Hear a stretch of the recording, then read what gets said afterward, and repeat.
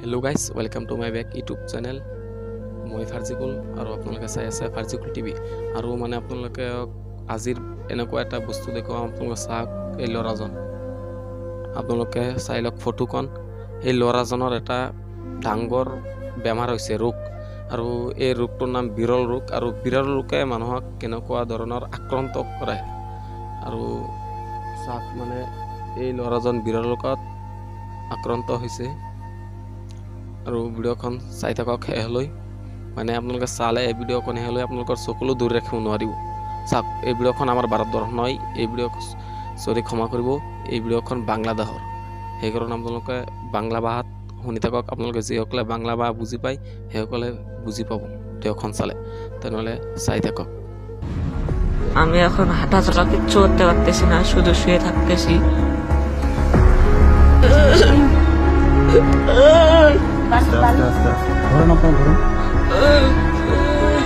না, কোনো ভয় নাই তো।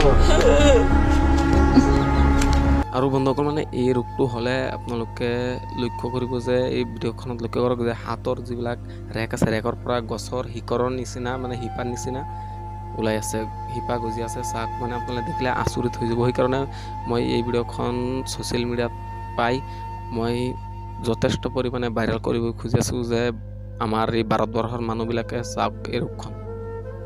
এই ৰোগখন মই জীৱনৰ প্ৰথম দেখিছোঁ। আৰু আপোনালোকে যদি আপোনালোকৰ জীৱনৰ প্ৰথম এই ৰোগটোৰ নাম শুনে বিৰল ৰোগ, তেনেহ'লে আপোনালোকে তলত কমেণ্টত জেগা আছে আপোনালোকৰ কাৰণে। আপোনালোকৰ মূল্যৱান মন্তব্য আপোনালোকে তাত জনাব পাৰে। চাই থাকক।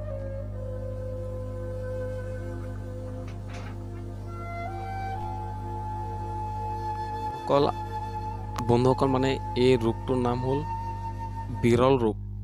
এই ল'ৰাজন প্ৰায় 13-14 বছৰমান হ'ব।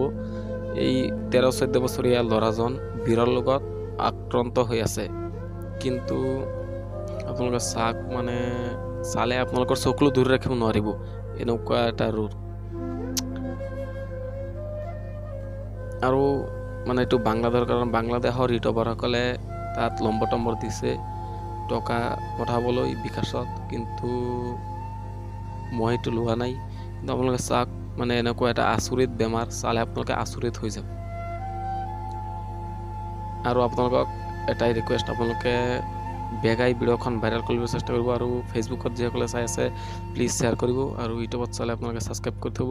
আৰু ফেচবুক পেজত নতুন হ'লে তাতেও আপোনালোকে ফ'ল' কৰি থ'ব।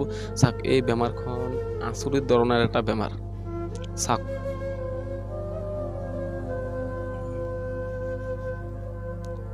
আৰু আপোনালোকে যিসকলে এই ভিডিঅ'খন শেষলৈ চাইছে সেইসকলক ছ' মাছ জনালোঁ। আৰু ভাইৰেল কৰক আপোনালোকে, আৰু 10জনক দেখুৱাবৰ কাৰণে সুযোগ কৰি দিয়ক।